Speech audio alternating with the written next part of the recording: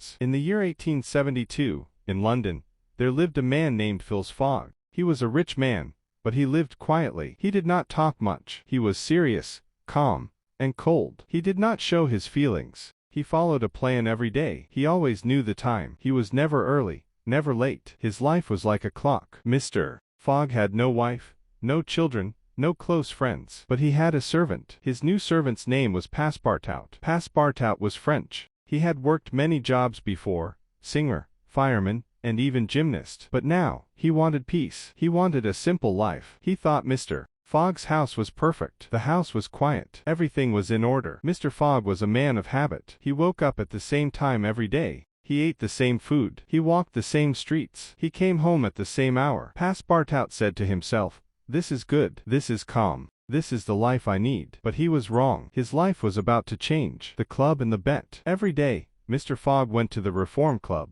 There, rich men read newspapers, played cards, and talked. On one special day, they spoke about travel. The world was changing. There were new railways. There were fast steamships. The world was now smaller. People could travel more quickly. One man said, "Now it is possible to go around the world in 80 days. Many men laughed. They thought it was impossible. The seas, the deserts, the problems, too many. But Mr. Fogg said quietly, "It is possible. The journey can be done in 80 days. The men looked at him. "Do you really believe that?" they asked. "Yes," said Mr. Fogg. "I am ready to prove it." The men were surprised. "Will you try it yourself?" "Yes," Mr. Fogg answered. "I will leave today. I will go around the world in 80 days or less." The men laughed again. They thought he was crazy. But Mr. Fogg was serious. He made a bet. The bet was for £20,000. If he could go around the world in 80 days, he would win. If he failed, he would lose. The men agreed. The time was written down. Mr. Fogg had to return to the club in 80 days, at the same exact minute. The journey begins. That evening, Mr. Fogg went home. He said to Passepartout, "Pack your bag. We leave tonight. We are going around the world. 80 days. No more." Passepartout was shocked. He wanted a quiet life. Now, he had to go on a big trip.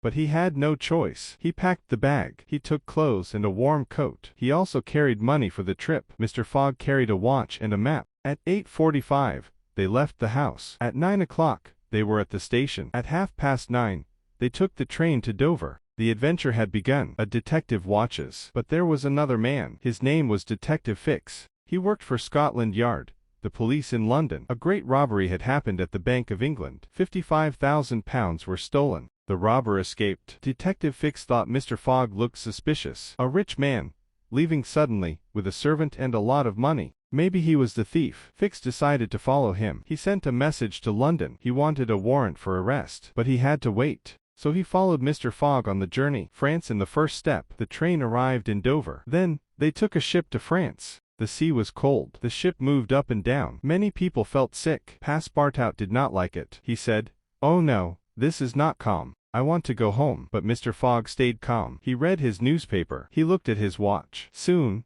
they arrived in Calais, in France. From there, they took the train to Paris. The train moved fast. Passepartout looked out of the window. He saw towns, fields, and rivers. Everything looked new to him. Mr. Fogg sat quietly. He did not look out. He only checked the time. Across France, the train crossed the country. It moved day and night. They passed farms and villages. They saw mountains in the distance. In Paris, they stayed only a short time. Then, another train carried them south. The railway was new. It was built only a few years before. In the train, Passepartout spoke with people. He liked to talk. But Mr. Fogg stayed silent. He liked order, not talk. Finally, they arrived at the coast. There, a ship waited for them. It would take them to Egypt. The ship to Egypt. The ship was called the Mongolia. It was large and strong. It carried many passengers. It was going to the Suez Canal, in Egypt. Mr. Fogg and Passepartout went on board. Detective Fix also went on the ship. He wanted to watch them. The journey across the sea took many days. The water was blue. The air was hot. People talked, played cards, and sang. Mr. Fogg did not join.